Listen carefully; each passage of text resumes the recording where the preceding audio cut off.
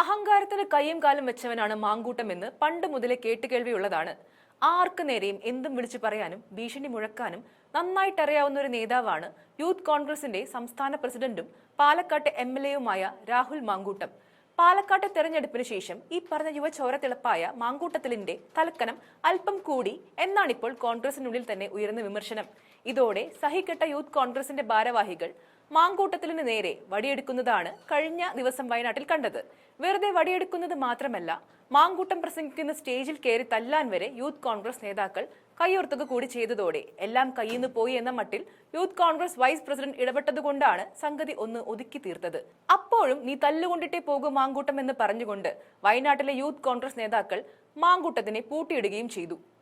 ഇവരെല്ലാവരും ഒരേ സ്വരത്തിൽ പറയുന്നത് മാങ്കൂട്ടത്തിന് കീഴിൽ അടിമയായി പറയുന്നതെല്ലാം അതുപോലെ അനുസരിച്ച് നട്ടല് പണയം വെച്ച് നിൽക്കാനാവില്ല എന്നാണ്. പറഞ്ഞു വരുന്നത് 21-ാം തീയതി മീനങ്ങാടി കമ്മ്യൂണിറ്റി ഹാൾ ഓഡിറ്റോറിയത്തിൽ വെച്ച് നടന്ന ജില്ലാ ക്യാമ്പിന് ഉദ്ഘാടകനായ സംസ്ഥാന യൂത്ത് കോൺഗ്രസ് അധ്യക്ഷൻ രാഹുൽ മാങ്കൂട്ടം 3 മണിക്കൂർ വൈകിയാണ് എത്തിയത്. ഇതേ തുടർന്ന് പ്രവർത്തകർ പലരും പിരിഞ്ഞു പോയിരുന്നു. തുടർന്ന് ജില്ലയിലെ ഭാരവാഹികൾക്കെതിരെ ശക്തമായ വിമർശനം രാഹുൽ മാങ്കൂട്ടം ഉയർത്തുകയും അച്ചടക്ക നടപടി സ്വീകരിക്കും എന്ന് ഭീഷണി മുഴക്കുകയും ചെയ്തു.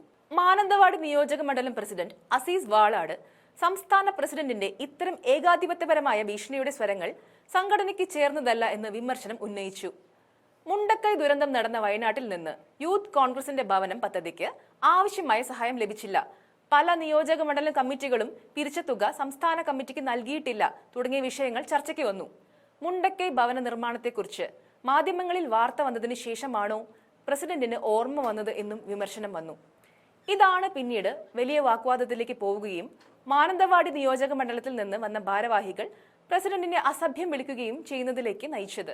മാനന്തവാടി നിയോജക മണ്ഡലത്തിൽ നിന്ന് വന്ന ഭാരവാഹികൾ ഒച്ചപ്പാടുണ്ടാക്കുകയും കസേരകൾ തള്ളിയിടുകയും ഓഡിറ്റോറിയത്തിന്റെ വാതിലുകൾ പൂട്ടി നീ വയനാട്ടിൽ നിന്ന് തല്ലുകൊണ്ടിട്ടേ പോകൂ എന്ന് ആക്രോശിച്ചുകൊണ്ട് സ്റ്റേജിലേക്ക് തള്ളിക്കയറുവാൻ ശ്രമിച്ചു. തുടർന്ന് സംസ്ഥാന ഉപാധ്യക്ഷൻ അബിൻ വർക്കി ഇടപെട്ടാണ് പ്രശ്നങ്ങൾ താൽക്കാലികമായി അവസാനിപ്പിച്ചത്. സംസ്ഥാന പ്രസിഡന്റിനെ പോലും കായികമായി നേരിടാൻ ക്യാമ്പിൽ ശ്രമമുണ്ടായത് ഏവരെയും ഞെട്ടിച്ചിരിക്കുകയാണ്. ഇതിനു മുമ്പ് ആലപ്പുഴയിൽ നടന്ന യൂത്ത് കോൺഗ്രസ് സംഗമത്തിലും മാങ്കൂട്ടത്തിനെതിരെ യൂത്ത് കോൺഗ്രസ് ഭാരവാഹികൾ തന്നെ അതിരൂക്ഷ വിമർശനം ഉന്നയിച്ചിരുന്നു. ഈ പറഞ്ഞ വയനാട് ദുരിതാശ്വാസ ഫണ്ട് മാങ്കൂട്ടം അടിച്ചു മാറ്റിയെന്ന തരത്തിലായിരുന്നു അന്നുയർന്ന രൂക്ഷ വിമർശനം.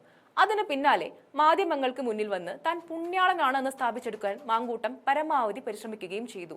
അതിനു മുമ്പ് നിലമ്പൂരിലെ പെട്ടി വിവാദത്തിൽ തെരഞ്ഞെടുപ്പ് ഉദ്യോഗസ്ഥരെ ഭീഷണിപ്പെടുത്തിയതൊക്കെ മാങ്കൂട്ടത്തിന്റെ രാഷ്ട്രീയ ജീവിതത്തിലെ കറുത്ത അടയാളങ്ങളായി മായ്ച്ചു കളയാനാവതെങ്ങനെ കട്ടിക്ക് നിൽക്കുകയാണ് എന്നതാണ് വാസ്തവം.